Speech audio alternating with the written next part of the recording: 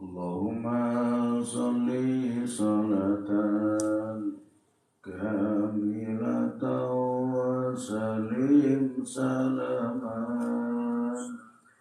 taman ala sayyidina Muhammadin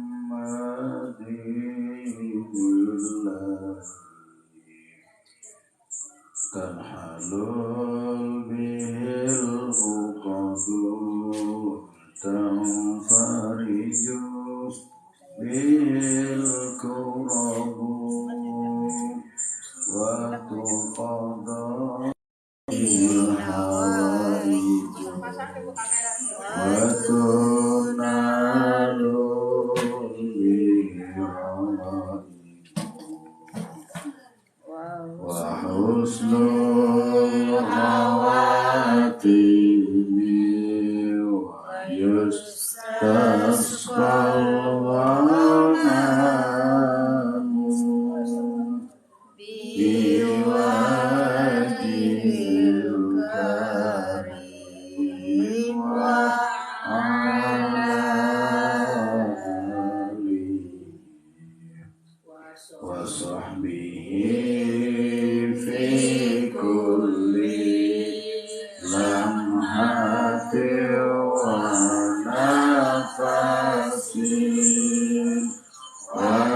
nafasin bi adai kulli ma'lumin.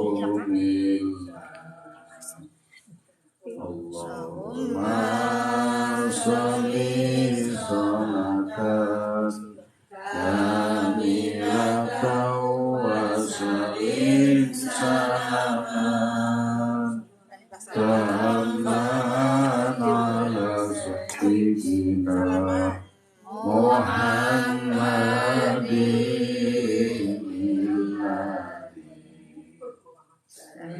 tanhalul bihil uqadu wa tanfariju bihil kurabu wa tuqada bihil hawaiju wa tunalu bihil ragaibu wa husnul khawatimi wa yustasqal ghamamu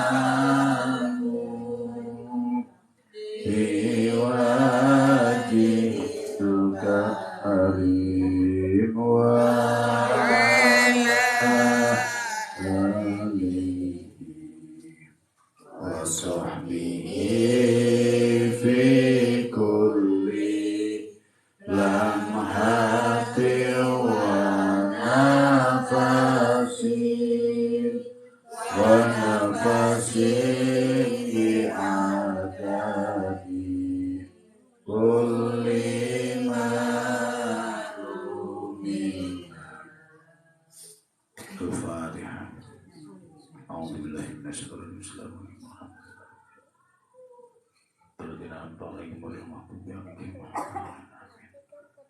Bismillahirrahmanirrahim. Assalamualaikum warahmatullahi wabarakatuh. Bismillahirrahmanirrahim. Alhamdulillahirabbil alamin.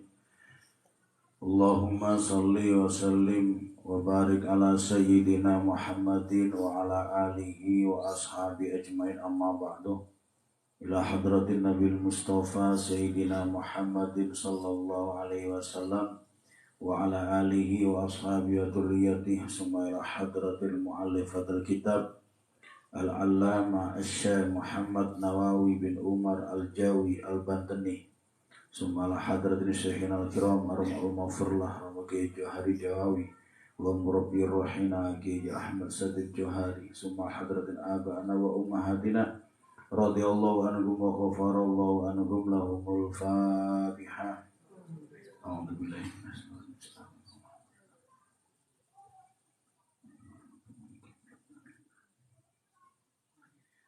Bismillahirrahmanirrahim. Qala mu'allifu rahimahullah wa nafa'ana bihi wa bi'ulumihi fid dharain amin ya rabbal alamin. Bismillahirrahmanirrahim. Wal maqalatu as-sabi'atu asyara. Maqalah yang ke-17. Anin Nabi sallallahu alaihi wasallam annahu qala. Dari Nabi sallallahu alaihi wasallam beliau bersabda, al-umahatu ay al-usulu arba'un minal asya'i.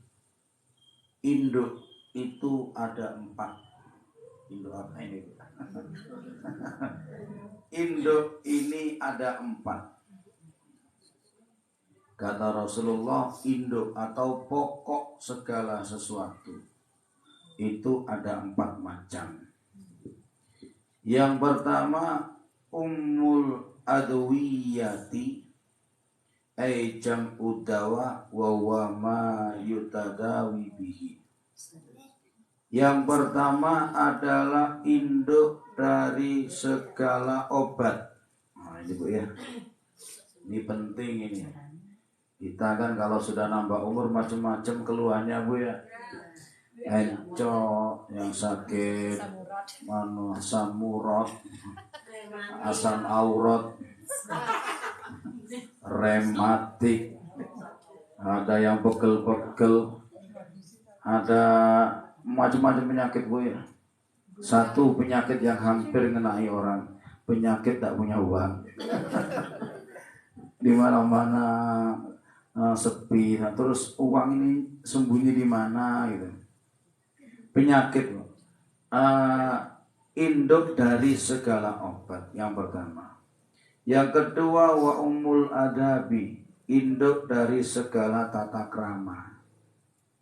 Tata krama ya akhlak sopan santun.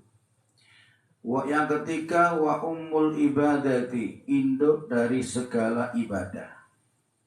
Yang keempat wa umul amani, induk dari segala keamanan.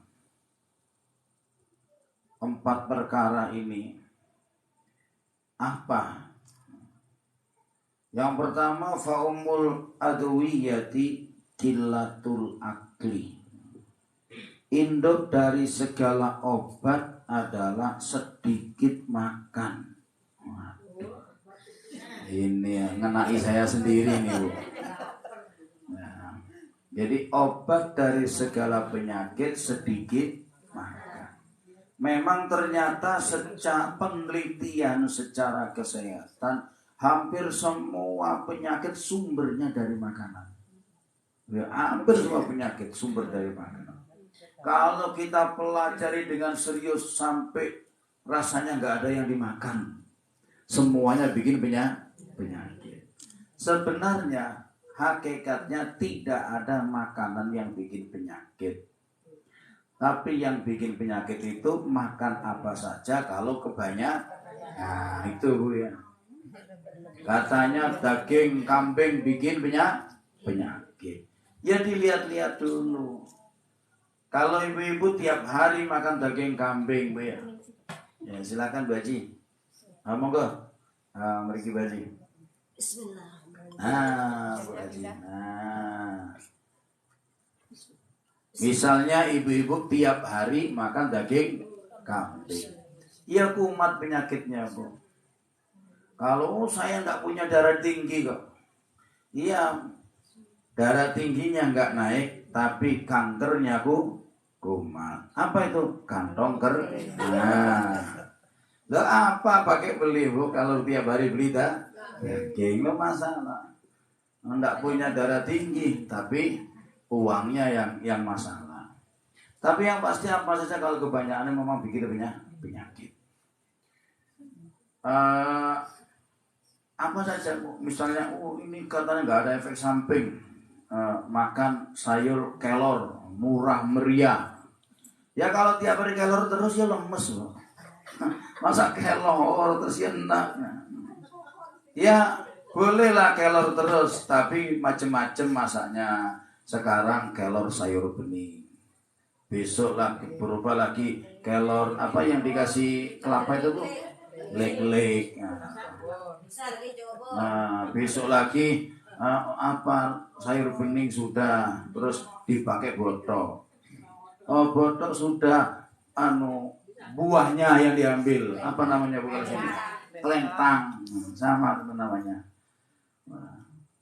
Ibu-ibu mampunya beli terong, ya enggak apa-apa. Emang suaminya mampu ngasih uang pakai beli terong. Tapi ya di model-model sekarang terong dipecel. Besoknya terong dibelecing, besoknya diurap, besoknya dilodeh, besoknya lagi pokoknya apa saja kalau kebanyakan itu nggak enak, bikin penyakit. Jadi seinduk dari segala obat adalah sedikit makan. Bahkan ini saya teringat dengan makalahnya Sayyid Abdullah Al-Haddad di dalam kitab Dakwatut Tamah. Dulu saya pernah ngaji. Di sana beliau menulis Arkanul Auliya Arba'atun. Syaratnya jadi wali itu ada 4. Ibu-ibu mau jadi wali bisa, ya kan? Mau jawab 4 rukunnya. Kalau wali murid tidak usah ada syarat, asal bisa melahirkan anak sudah jadi wali murid. Ada 4 hal, 4 rukunnya orang yang akan menjadi wali. Yang pertama adalah qillatul manam, sedikit tidur. Maksudnya apa sedikit tidur? Banyak-banyak ibadah di malam hari. Mau jadi wali morok terus, ya tidak hati wali. Ya wali itu yang melek. Sayyidina Umar bin Khattab sampai dijuluki Abu Hafsin. Bapaknya kelelawar. Kenapa? Karena beliau itu malam jarang tidur. Bahkan beliau sering sekali keliling melihat rakyatnya. Pernah di tengah malam keliling dibarengi oleh sahabatnya namanya Al-Aslam. Keliling cuma melihat siapa yang kira-kira malam-malam ini dalam keadaan kesulitan. Malam-malam keliling. Jangan malam-malam tidak tidur ganggu orang. Tidak bisa ada barang nganggur. Malam-malam ada ayam sikut ayam. Sampai mohon maaf di daerah saya dulu, nggak tahu sekarang, apa makin parah nggak tahu. Dulu sandal itu harus dimasukkan, nggak dimasukkan bisa hilang. Sandal jepit dimasukin, Masya Allah. Masih ingat saya almarhum bapak saya, lebono kabeh hilang kabeh kok nggak lebono. Suruh masukin sandal, ya Allah sandal kayak gini ya kalau sandal yang sandal jepit.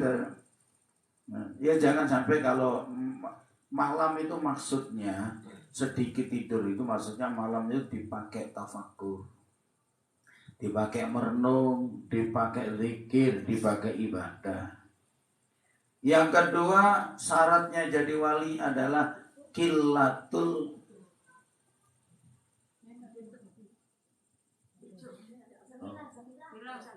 Sabira dipanggil pacarnya.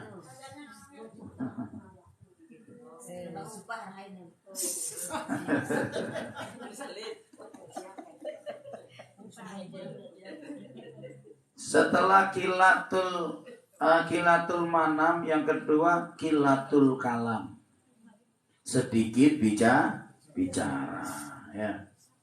Kalau tadi kan sedikit tidur, Rasulullah tidurnya sedikit loh. Kalau kita dikit-dikit tidur, itu bedanya ya.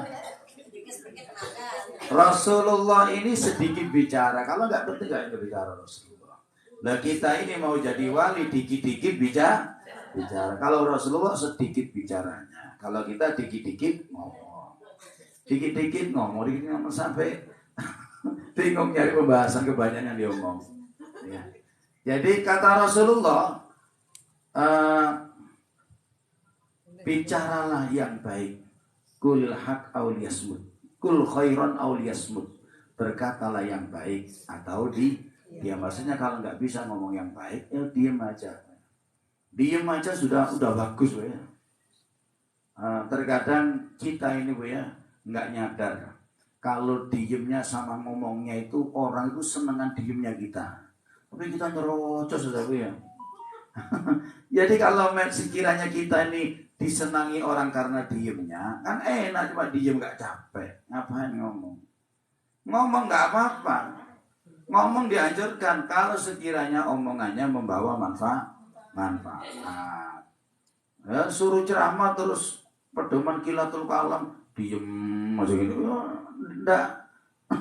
Ya enggak cocok ya ceramah diem aja. Yang ngantuk ya. Ya harus ceria. Kalau sekiranya omongan itu manfaat ya enggak apa-apa diomong. Kalau sekarang enggak ada manfaatnya mendingan diem. Apalagi sampai ngomongin orang. Kalau ngomongin orang ya Allah enggak ada habis-habisnya. Babnya itu macam-macam kalau kita mau ngobrak-ngabrik aibnya orang. Tapi terkadang aib kita malah nggak pernah kita pikirin. Katanya semut di tengah laut kelihatan, gajah di depan mata nggak kelihatan saking gedenya gajah. Nggak kelihatan tembok. Begitu juga kita terkadang aibnya orang kecil padahal jauh bisa kelihatan. Tahu nggak kamu? Ini Pak Ijo yang mana? Itu yang tinggal di Denpasar. Loh kok bisa orang Denpasar diomongin di sini itu loh. Dia tahu kalau di undangan di mana-mana makannya banyak sekali. Masalah makanan. Sementara dirinya aibnya metumbuk enggak kelihatan bagaikan gajah di depan mata enggak tampak. Nih, yang ketiga kilatul akli. Sedikit makan, tadi sedikit tidur, sedikit ngomong, sedikit makan. Kalau kita dikit-dikit nah ini bedanya. Mau jadi wali dikit-dikit Loh saya kalau tidak makan saya kumat. Emak yang disalahin. Padahal nafsunya emang pengen makan, gaya sekali emaknya yang disalahin.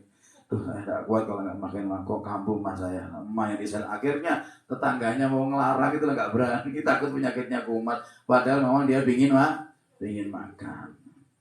Yang terakhir kilatul itqoil anam. Sedikit bergaul dengan orang. Maksudnya sedikit bergaul dengan orang ya bukan tidak pernah bergaul, ya bergaul tetap, tapi bergaul di dalam kebaikan.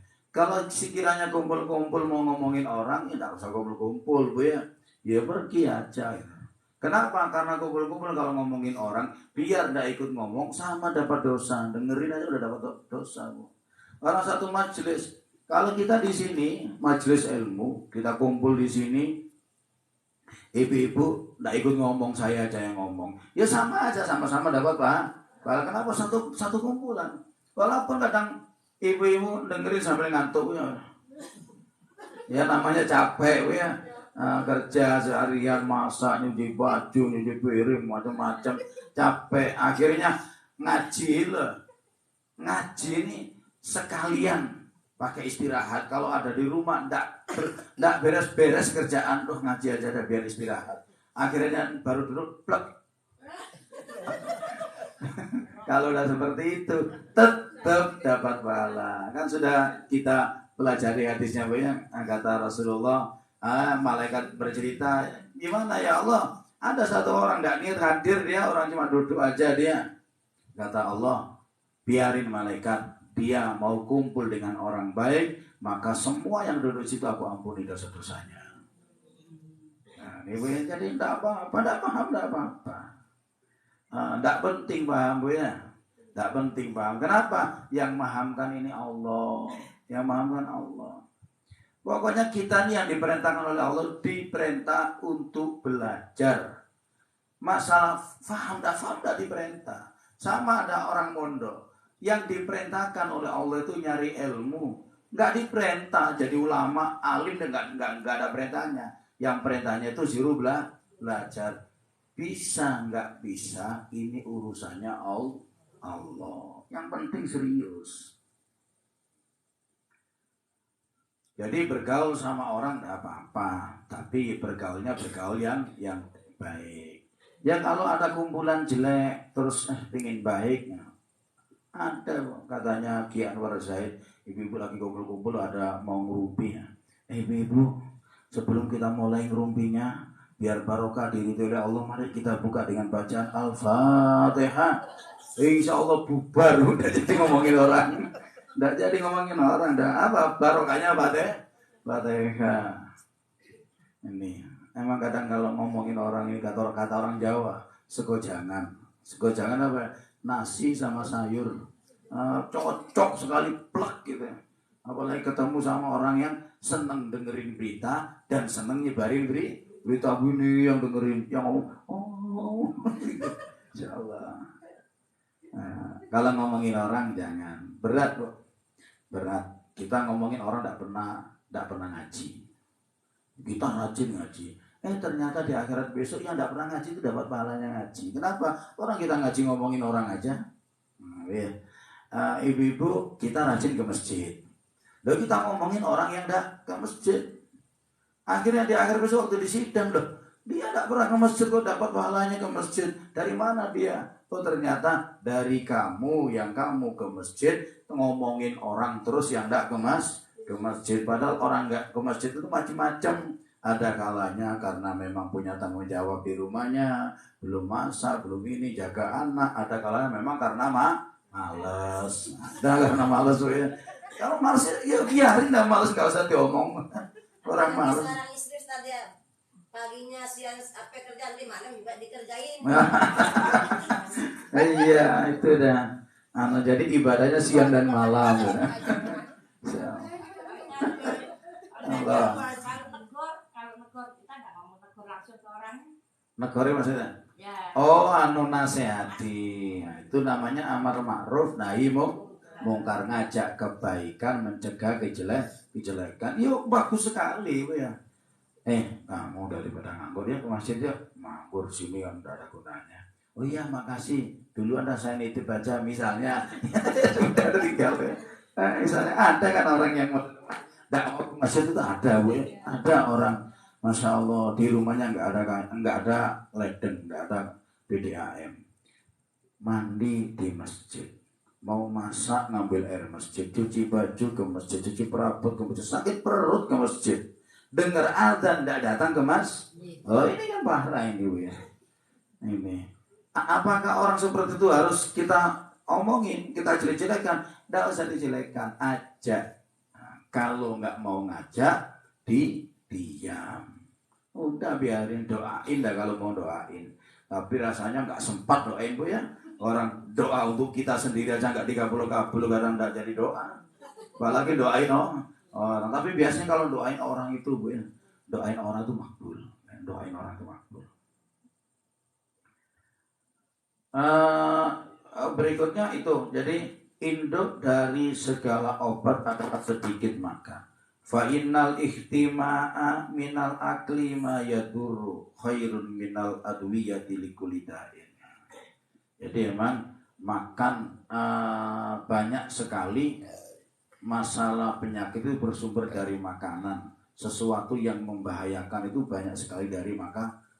Maka ketika sedikit makan, maka akan menjadi obat dari segala penyakit. Memang di mana-mana Bu ya, kalau orang sudah makannya sedikit itu biasanya sehat. Ini sebenarnya ketenangan ini marahin saya Bu ya. Marahin saya sendiri. Dikit makan, jangan perut dibesarin aja. Repot Bu ya, kalau saya memang lahir dari dulu memang gemuk. Walaupun sedikit makan tetap ada kelihatannya banyak makan aja, insyaallah.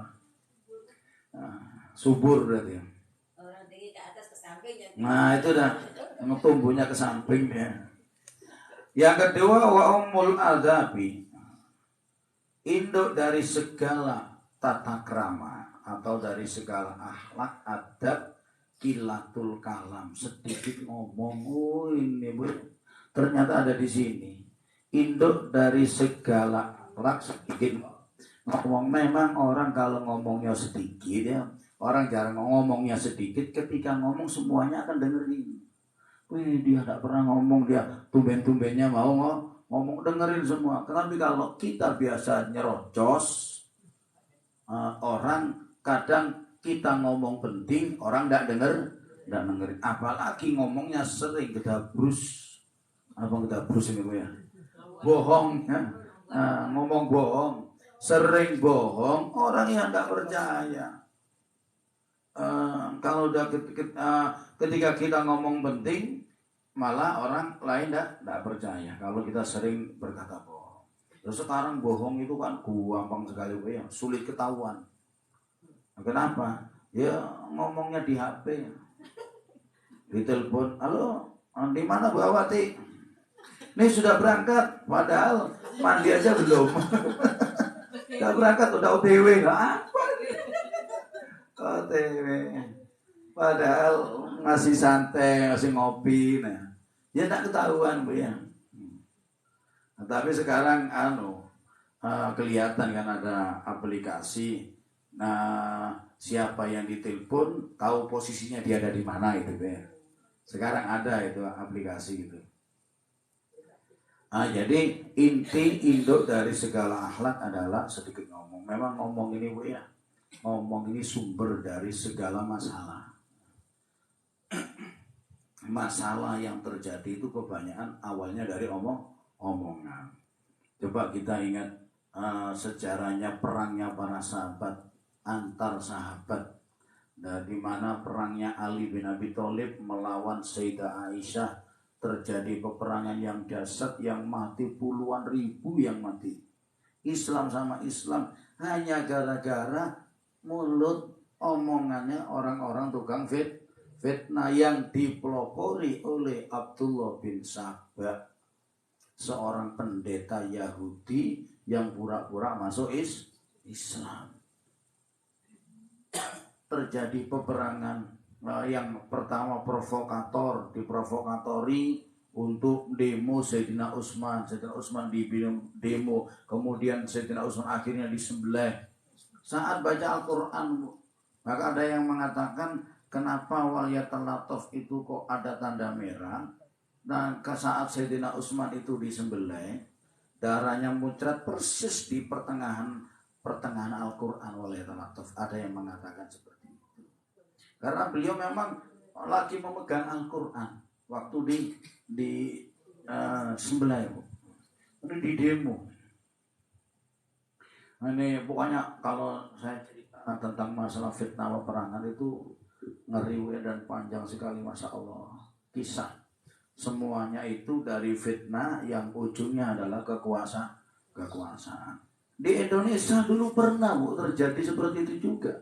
Pembantaian ulama, di mana waktu itu di zaman kerajaan Mataram Islam itu ada salah satu anak dari Sultan Agung Mataram itu karena dua anak ini berebutan kekuasaan, yang satunya memberontak, kemudian yang memberontak ini memang golongan orang baik, disangka bahwa didukung oleh para ulama. Maka sang raja yang menang ketika diberontak adiknya sendiri, sang raja ini memerintahkan seluruh ulama yang dianggap mendukung kegiatan adiknya memberontak dibunuh.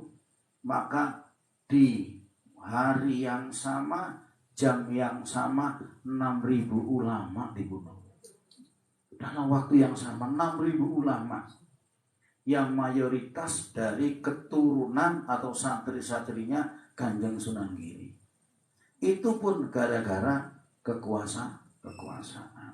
Makanya nanti ibu-ibu waktu pilihan, biar beda yang dipilih, ya senyum-senyum aja. Kamu milih siapa? Saya milih yang gemukan lah. Kamu milih siapa? Saya milih yang rambutnya putih. Enggak apa-apa. Kamu pilih yang berkacamata, ya enggak apa-apa, Bu ya. Enggak usah kita merasa pilihan kita paling benar, yang lain salah. Nanti kayak tahun-tahun kemarin dibela mati-matian. Enggak akur, enggak tegur sapa, sampai ada ceritanya Bu ya. Sampai ada cerai gara-gara suami istri beda pilihan. Ada. Ternyata yang dipilih selesai pilihan rangkul rugi. rugi, yang milih nggak dapat apa-apa ya. Malah bencana di dalam rumah tangganya. Nggak usah, yang rukun nanti Bu ya, pilihan rukun. Milih siapa terserah Ibu, silakan siapa saja. Milih anggota dewan juga banyak ya. Saya bingung, nggak usah bingung, orang yang ditusuk cuma satu kok bingung Bu ya. Nggak usah. Pokoknya yang tapi harus milih Bu ya, harus milih. Sebagai rakyat Indonesia wajib hukumnya ikut milih. Tapi tidak tahu mana yang baik. Kalau nggak tahu tanya Bu, tanya sama siapa. Kalau nggak ada yang ditanyain, tanyain sama Allah. Istikharah. Kenapa? Karena yang akan memimpin 5 tahun ke depan, yang akan menentukan nasib bangsa ini.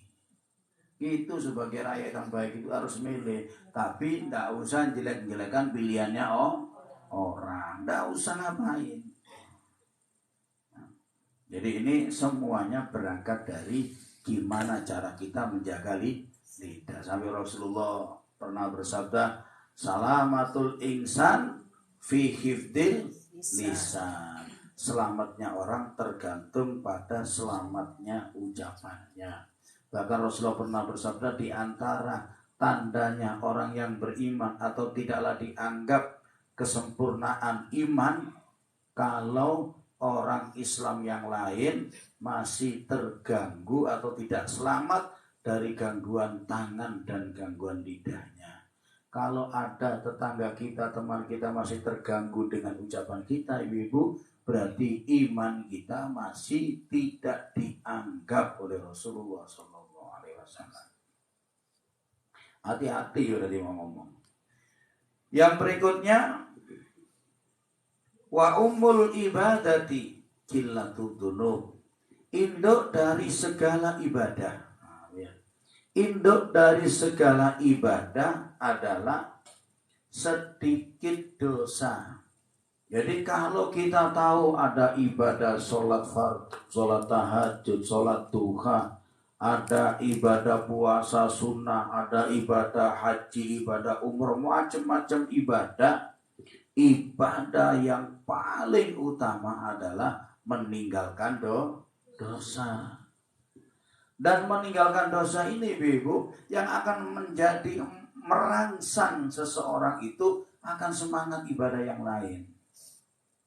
Imam Al-Ghazali berkata di dalam kitab Minhajul Abidin, beliau berkata bahwa penyebab malesnya ibadah ini akibat ada dosa yang masih belum diistighfari dan belum ditobati.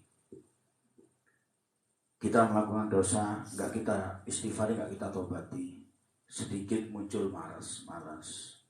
Awalnya terasa capek, kemudian lakukan dosa lagi, maksiat lagi, nggak ditobati lagi, nggak istighfari lagi, bertambah lagi, muncul malas dikit, akhirnya ibadah-ibadah sunnahnya ditinggalkan. Biasanya sholat rawatib enggak, sholat tahajud enggak, sholat duha enggak. Tetap aja dia melakukan dosa terus, enggak ditobati, enggak diistighfari, enggak berhenti tobat. Lama-kelamaan muncul malas ibadah wajib. Kalau sudah malas ibadah wajib terus-terusan, maka lama-kelamaan yang wajib akan ditinggalkan. Kalau sudah yang sunnah ditinggalkan, yang wajib ditinggalkan, maka naudzubillah, dikhawatirkan Allah akan mencabut nikmatnya iman. Kalau Allah sudah cabut nikmat iman, maka naudzubillah kembali kepada Allah dalam keadaan kafir. Ini yang khawatir. Sehingga meninggalkan dosa, yang pertama kita bersihkan dulu dosa, karena kita nggak mungkin terlepas dari dosa, Bu, namanya orang biasa, Bu ya. Kita pasti melakukan dosa, tapi kita istighfari, kita taubati. Jadi dosa-dosa yang kita lakukan kita taubati, kita istighfari. Rasul aja mengajarkan kepada kita istighfarnya sehari semalam tidak pernah kurang dari 70 kali. Apalagi kita, Rasul tidak punya dosa, ngajar seperti itu. Kita istighfari. Setelah kita istighfar, kita bertobat, maka kemudian kita berusaha menjaga jangan sampai terjerumus lagi pada kemaksiatan. Kalau sudah seperti itu, Bu, maka muncul dengan sendirinya semangat ibadah. Ringan sholat tahajud, ringan sedekah, seneng sholat duha, seneng sholat hajat, seneng sholat fardu, seneng zikir, seneng baca Al-Quran, seneng segala kebaikan akan menjadi hobi. Bahkan kalau melihat ada orang maksiat, melihat ada orang tidak mau ke masjid, itu kayak tidak masuk di akal. Kenapa sih kok dia kok tidak bisa tidak pernah ke masjid itu, kenapa? Kayak tidak masuk akal. Padahal bagi dia malah heran, kenapa dia kok rajin datang ke masjid? Ini ya. Kenapa? Kok seperti itu pikirannya beda? Karena dia sama kita berbeda kadar dosanya. Makanya kalau kita ingin membangkitkan semangat ibadah, pertama kali kita istighfar, itu pertama kali kita bertobat, baru kita berusaha tinggalkan maksiat. Kalau sudah bisa seperti ini Ibu ya, ini maka Allah akan berikan berbagai macam kenikmatan. Apa kenikmatannya? Kenikmatannya dia akan mendapatkan titel seorang hamba yang takwa. Takwa itu janjinya, udah sering saya sampaikan Bu ya, wa may yattaqillaha yaj'al lahu makhraja wa yarzuqhu min haitsu la yahtasib wa may yattaqillaha yaj'al lahu min kulli amrin yusra wa itu yaj'al makhraja wa yarzuqhu min haitsu la yahtasib wa may yatawakkal 'ala Allah fa huwa hasbuh. Itu di dalam surat At-Tolak. Banyak Bu ya, termasuk kalau orang tidak punya dosa-dosa, tiap hari istighfar, sudah diampuni oleh Allah, tidak sempat maksiat lagi, masih baca istighfar, maka subhanallah dia akan masuk dalam golongan yang disabdakan oleh Nabi, man lazimat istighfar ja'alallahu min kulli dhikin makhraja wa min kulli hammin faraja wa yarzuqhu min haitsu la yahtasib. Banyak Bu keterangan-keterangan yang nantinya akan mendapatkan anugerah dari Allah sebab bersihnya kita dari dosa. Nah, istighfar yang paling bagus adalah sayyidul istighfar. Hafal Bu. Allahumma anta rabbi la ilaha illa anta khalaqtani wa ana abduka wa ana ala ahdika wa wa'dika mastata'tu a'udzu bika min syarri ma sana'tu abu laka bi nikmatika alayya wa bi dhanbi faghfirli fa innahu la yaghfiru dzunuba illa anta. Bagus, lebih bagus lagi kalau ibu-ibu tahu artinya khusyuk ya. Terus artinya itu bagus sekali. Tapi kalau nggak dipelajari ya cuma enak baca aja.